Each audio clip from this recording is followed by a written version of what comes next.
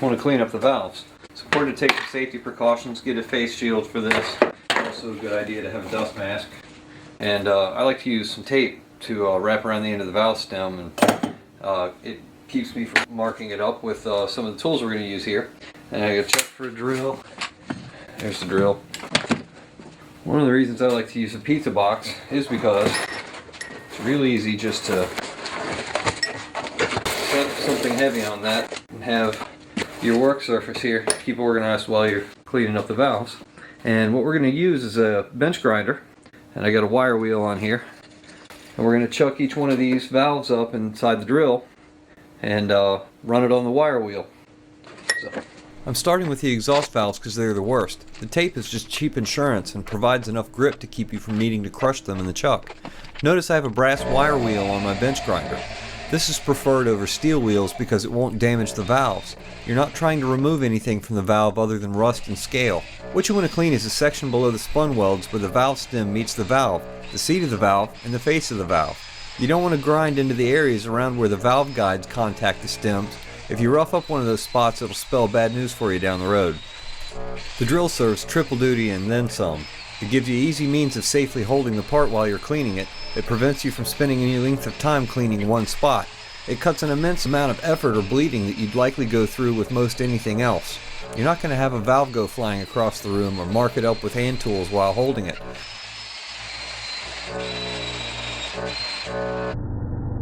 That little bit in the middle of the valve doesn't matter. You just need to get the outside edges clean so that the lapping handle will stick to it.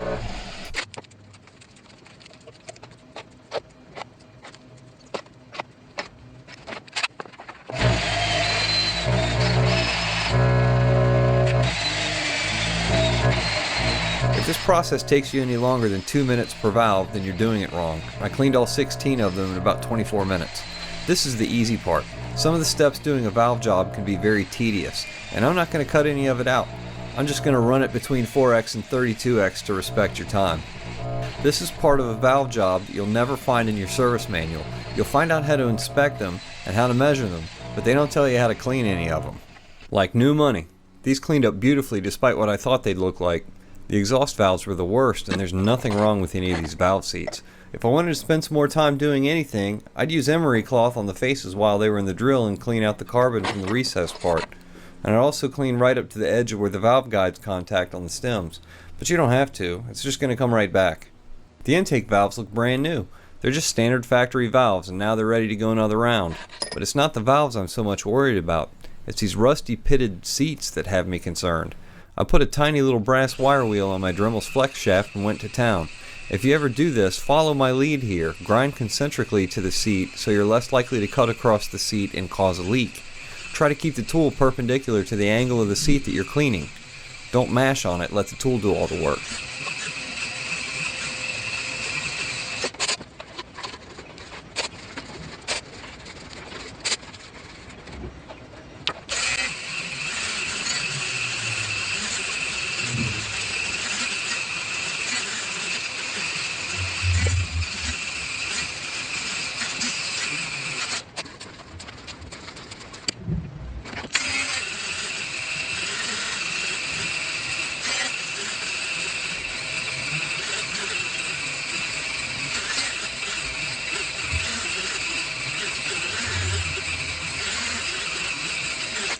One other thing I'd like to talk about, product endorsements. I don't make any. There are products I like to use more on some jobs over others. I use what I like. Some of them are worth more to me in time versus money spent. If it's sitting around in the shot, it's not a product placement, but it leaves me with a responsibility to warn those of you who do what I do. Those of you who have used it know its value on jobs like this. It's not chlorinated, it's got much worse stuff in it. Acetone, toluene, xylene, ethylbenzene, it dissolves carbon on contact. Do not use this in confined spaces without ventilation if you value your reproductive organs, central nervous system, and your respiratory health. This stuff plus a nylon brush is all it takes to make real short work of the combustion chamber. Then you can quickly bail out and leave the scene while the vapors clear. You're very lucky if you ever find this stuff at your local parts store. I never do. I'm pretty sure it's banned in all of California and many other localities. Carb cleaner could work for this, but it'll take a lot more of it, as well as a lot more elbow grease. You'll need an oil can and some regular old engine oil. Doing this dry is a no-no.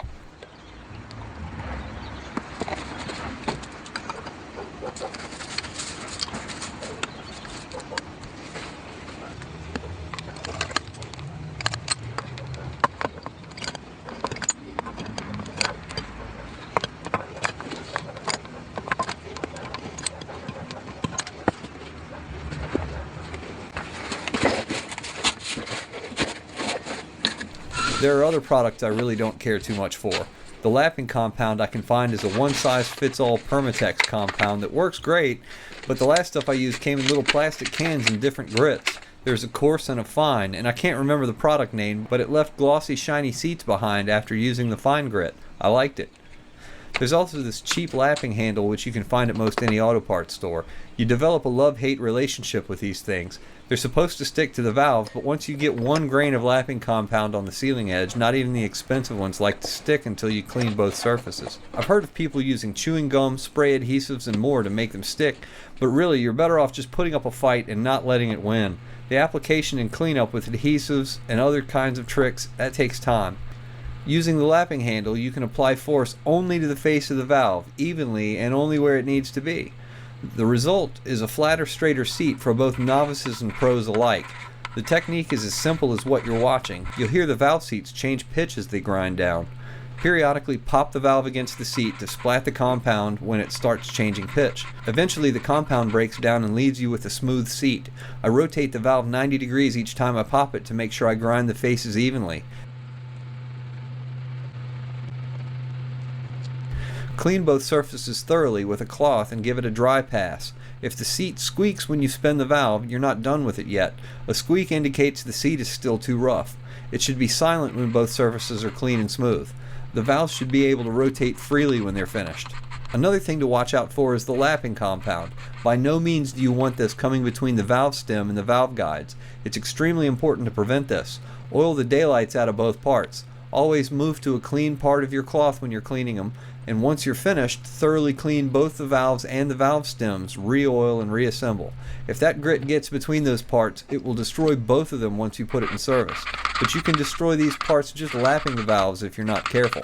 If you even suspect contamination, clean and re-oil the valve and the valve guide.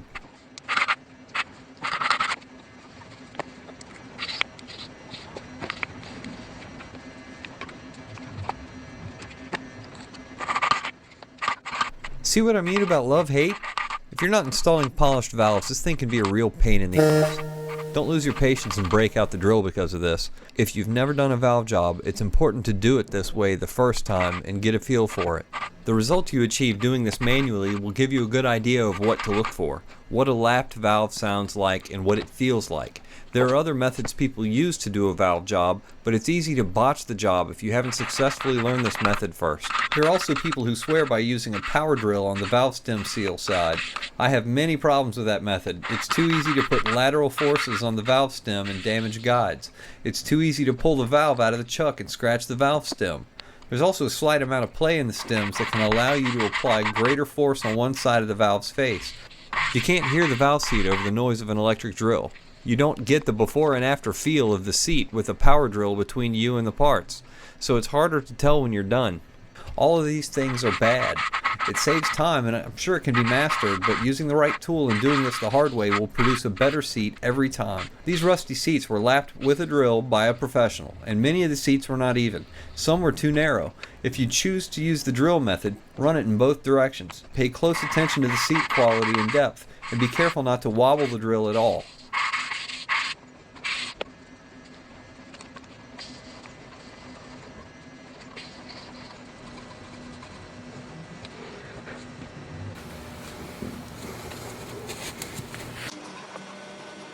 You want an even, consistent surface all the way around both the valve and the valve seat. Hate on me for bashing the drill method all you want, but you're not obligated to do this the old-fashioned way like I am. My opinion simply prevents me from endorsing the other method. It's something you have to get a feel for. And speaking of getting a feel for it, I'm going to shut up now and let you hear the pitch change while I'm lapping the seats. Let you watch me fight the suction cup every time it comes loose. Plus, I got to go feed Caboose while you watch this. I'll be right back. Say it loud.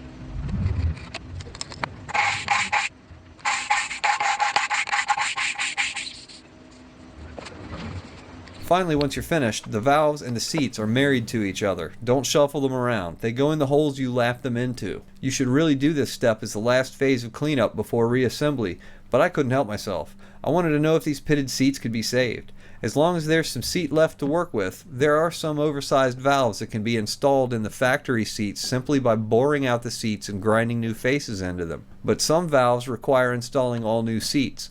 It's best to verify this before making your purchase if you have to do that, because it can save you a lot of money in machine work. These things look much better than I ever thought they would. I'm eating my words right now from what I said in the 104 video, but really I'm glad. It's a whole new set of valves plus $20 to $30 to replace each valve seat depending on who you know. You can't do that yourself. It requires precision boring equipment to remove the seats and an industrial oven and liquid nitrogen to install the new ones. It's an expense I'd be willing to make on a head that I have this much time and money invested in already, but I'm glad I don't have to. I don't even have to replace anything. The whole job took 3 hours up to this point. I still need to clean the lifters and rockers, and to get the head stud holes drilled larger to fit on a 6-bolt short block, but aside from those tasks, I could reassemble this head and put it back in service.